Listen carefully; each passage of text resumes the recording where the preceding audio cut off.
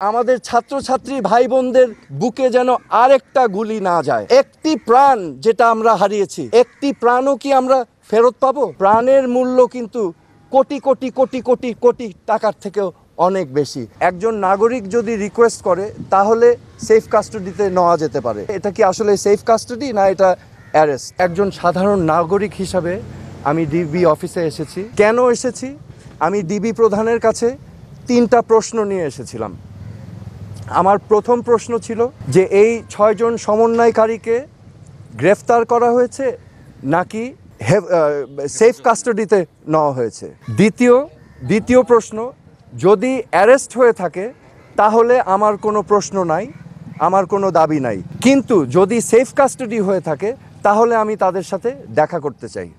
DB প্রধান আমাকে পরবর্তীতে ঊর্ধ্বতন কর্মকর্তার কথা বলে উনি আমাকে জানিয়েছেন এই 6 সমন্বয়কারী যেহেতু তাদের নিরাপত্তা নিয়ে উদ্বিগ্ন ছিল সেই কারণে তাদেরকে সেফ কাস্টডিতে নেওয়া হয়েছে।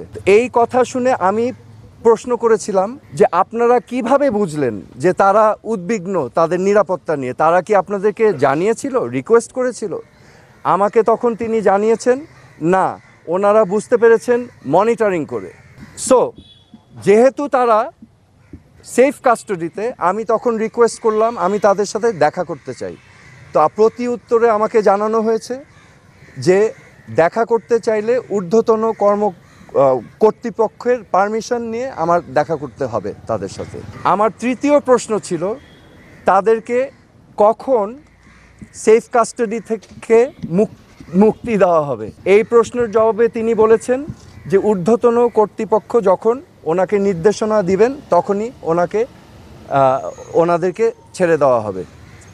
সো আমার প্রশ্ন এখন, সেফ কাস্টডি আমার জানা মতে একজন নাগরিক যদি রিকোয়েস্ট করে তাহলে সেফ কাস্টডিতে নেওয়া যেতে পারে, কিন্তু রিকোয়েস্টের বাইরে যদি কাউকে সেফ কাস্টডিতে নেওয়া হয় এটা কি আসলে সেফ কাস্টডি না এটা অ্যারেস্ট? তো এটা হচ্ছে আমার প্রশ্ন। এখানে আমি আপনাদের সম্মুখে স্পষ্টভাবে বলতে চাই, এই ছাত্র আন্দোলন, কোটা সংস্কার আন্দোলন নিয়ে যে সকল ক্ষয়ক্ষতি হয়েছে, ক্ষয়ক্ষতি কিছুই না। ক্ষয়ক্ষতি কেন কিছু না? এই ক্ষয়ক্ষতি যেই সম্পদের ধ্বংস হয়েছে সেগুলো তো জনগণের ট্যাক্স দিয়েই করা হয়েছে। এগুলো জনগণের সম্পদ, এগুলো হয়তো ভবিষ্যতে আমরাই আবার গড়ে নিব, কিন্তু একটি প্রাণ যেটা আমরা হারিয়েছি, একটি প্রাণও কি আমরা ফেরত পাবো? এই প্রাণ কি ফিরে আসবে? আমাদের মনে রাখতে হবে মুখ্য জিনিসটা কি, প্রাণের মূল্য কিন্তু কোটি কোটি কোটি কোটি কোটি টাকার থেকেও অনেক বেশি, এটা অমূল্য। আজকে আপনাদের সামনে আমি স্পষ্টভাবে বলতে চাই আইন শৃঙ্খলা রক্ষাকারী বাহিনীদের, আমাদের সেনাবাহিনীদের, যে আমাদের ছাত্রছাত্রী ভাই বোনদের বুকে যেন আরেকটা গুলি না যায়। আপনারা বিরত থাকুন, এটা ঠিক না। This is not right. প্রতিটি হত্যাকাণ্ড সুনির্দিষ্টভাবে ইন্ডিপেন্ডেন্ট এনকোয়ারি করে বিচার করতে হবে এবং এগুলোর জন্য যারা যারা দায়ী তাদেরকে আইনের আওতায় আনতে হবে। বিচার বহির্ভূত কোনো হত্যাকাণ্ড করা যাবে না এবং আমাদের এই সমাধান রাজনৈতিকভাবে করতে হবে। এই সমাধান সবাইকে নিয়ে আলোচনার মাধ্যমে করতে হবে। এই সমাধান করার জন্য প্রথম শর্ত আমি যেটা বললাম যে বিচার করতে হবে। শিক্ষার্থীদের জন্য আমার মেসেজ আছে, আমাদের ভবিষ্যৎ স্বপ্ন যেন বিনষ্ট না হয়।